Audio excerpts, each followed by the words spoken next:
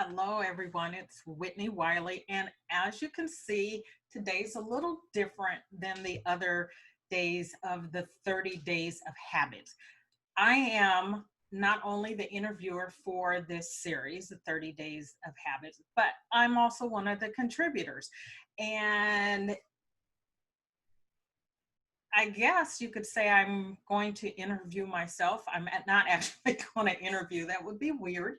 I think it, it would look weird. I tried to come up with a plan though, where I could actually ask the questions and answer the questions.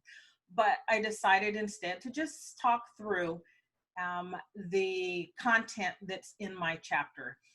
I am a big believer in people leading by example. And so that's actually the chapter name, the title of my chapter is Leading by Example. And the way we go about doing that is largely reflective of how we lead ourselves. And until we can understand who we are as a person, as a leader, what our purpose is in leading, what our intention is for how we go about leading, interacting with those that we're responsible for, it's a little difficult to lead by example. Um, People are in positions of authority, in positions of leadership, right? By nature of a number of different things. They could be in those positions by title, meaning that they have been appointed or elected, maybe even self appointed to such positions of power and authority. But just because you have the authority and the power doesn't mean that's the best way to communicate and to get your team members to actually do what it is you want them to do. It starts with having a vision, and so much of what we do actually starts with vision. You think about your business plan or your career plan, knowing what it is you want, putting together a plan makes a big difference for how you get where you're going. Now, you can, and people do, stumble into all manner of success, into jobs, into businesses, and succeed, and will look back and say, I don't really know how I did that. It just kind of happened. But that's not truly and normally the way it happens, right? People take the time to think about what it is they want and then work towards that vision. And the same thing happens with teams. As a leader, you start with a vision, whether it is your personal vision or a team vision. It's something that you are working towards together. The vision of the team is one where every member of the team has a role, a part to play, and is actively moving towards that if you're doing leadership well. And that's what I want to talk about. It's about influence, and it's about walking your talk, right? So being a leader and leading by example is showing people how to move forward in honesty, integrity, or whatever values the team has adopted. And I would say that's one of the things that's important for you to do as the leader of a team, as the leader of your home, or the coach of, your kids' little league team, in business, in school, whether you're leading on a project. Once you've determined what it is you're moving towards, that you establish the ground rules of how you go about doing that. And that's basically your values. What are the values that you're going to use? Let's say you've got a team for school and you're brainstorming. How are you treating everyone on the team in terms of your interactions and listening to what the others on your team have to say, being respectful. Those are the values that I'm talking about in terms of team. And you can't ask that of other team members, those that you are leading, if you don't do that yourself. One of my favorite quotes is from a coach in the healthcare sphere. And she says that she's talking about children, parents and children, and she says that children will not pay attention to what you say, but they pay rapt attention to what you do. And I believe that's true, whether it's as a parent, as a friend, politicians, leaders of companies, whatever is going on, people pay very close attention to what you do and how you do it, and will be quick to throw it in your face, literally or figuratively, if you don't live up to the values that you're espousing. So I would say that there are some questions you should ask yourself. Why would anyone listen to what you have to say? Why would anyone want to follow you, right?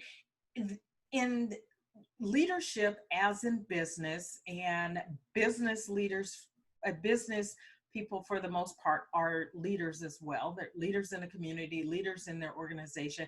And even if you have no employees, if you are collaborating with others, there is a leadership aspect, even if you're equals, even if you're a team of equals, at different points in time, someone is stepping up to lead the charge.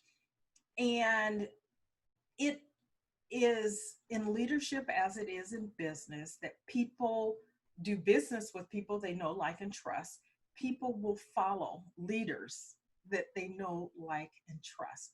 And so what are you doing to be someone that other people want to follow? And so you need to work on you. And in my chapter, I talk about 6 principles or 6 components that I think it's very important for you to work on. I'm not going to get into detail here, because if I tell you everything it says, you won't buy the book and then you won't read it. So, but I'll give you an outline of what's there. And the components make up the acronym SIMPLE. And I have created what is the Simple Leadership Method.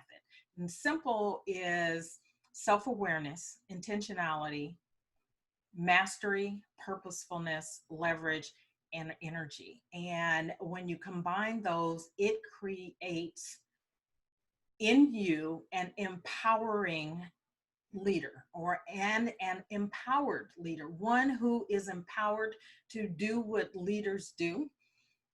And you have to decide for yourself what your purpose is as a leader.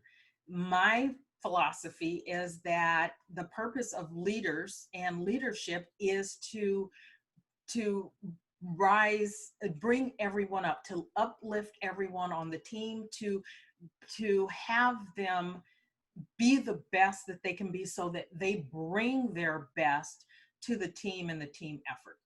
You have to decide for yourself what is the purpose of your leadership, and the kind of leader that you want to be. So that is the leadership side of my chapter. And the unhabit. So the unhabit that I wrote about is making assumptions. And this is something that I have personally been working on for a while. I think that parenthood and marriage, and maybe relationships in general, but marriage, because of the nature of the commitment and living together, so cohabitating couples could have the same dynamic, but it becomes about the lessons that we learn about ourselves when we are in close contact and interaction with people on a day by day basis, day in, day out. And everywhere you turn, someone else is there. So whether it's the children or your life partner, there are lessons in those relationships that are not duplicated anywhere else. And of course, every relationship has the opportunity to teach us lessons. But I think some of the ones that are the most reflective of who we are in those close, intimate relationships. And so it becomes easy when you know someone or you think you know someone to make assumptions about their motives, about their thoughts and their behaviors. And assumptions can create tension in relationships that are a problem. And when it comes to leadership in particular, when you are making assumptions about other people on your team, about your leader, or as a leader, about those that you are responsible for,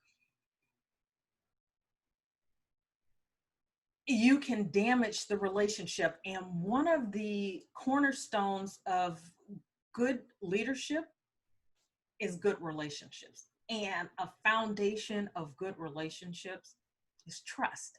And so if you're constantly making assumptions and those assumptions turn out to be wrong, you are going to damage the relationship.